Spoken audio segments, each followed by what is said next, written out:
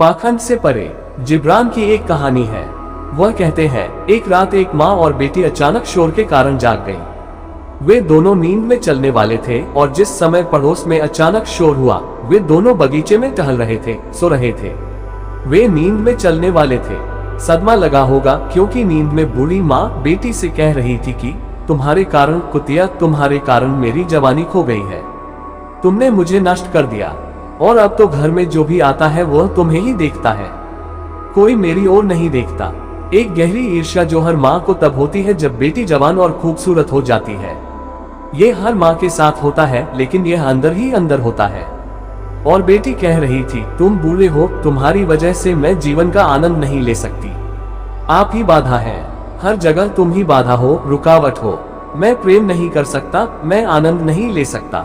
तभी अचानक शोर के कारण वे दोनों जाग गए और बुढ़िया ने कहा, मेरे बच्चे, तुम यहाँ क्या कर रहे हो?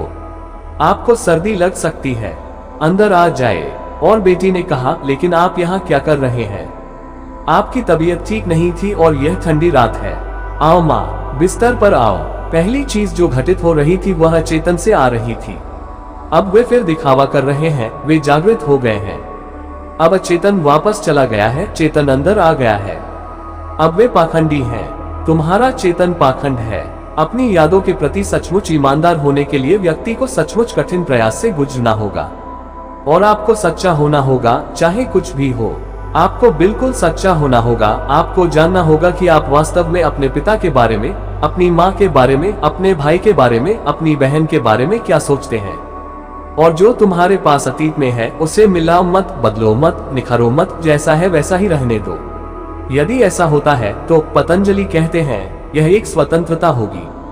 आप इसे छोड़ देंगे, पूरी बात बकवास है और आप इसे भविष्य में दोबारा पेश करना पसंद नहीं करेंगे।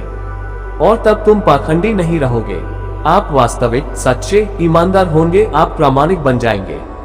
और जब आप प्रामाणिक हो जाते हैं तो आप चट्टान की तरह हो जाते हैं।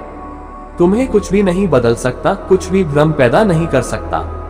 तुम तलवार की तरह बन जाओ। जो भी गलत है उसे आप हमेशा काट सकते हैं। आप जो कुछ भी सही है उसे गलत से विभाजित कर सकते हैं।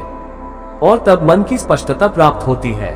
वह स्पष्टता तुम्हें ध्यान की ओर ले जा सकती है। वह स्पष्टता आगे बढ़ने के लिए बुनियादी आधार बन सकती है।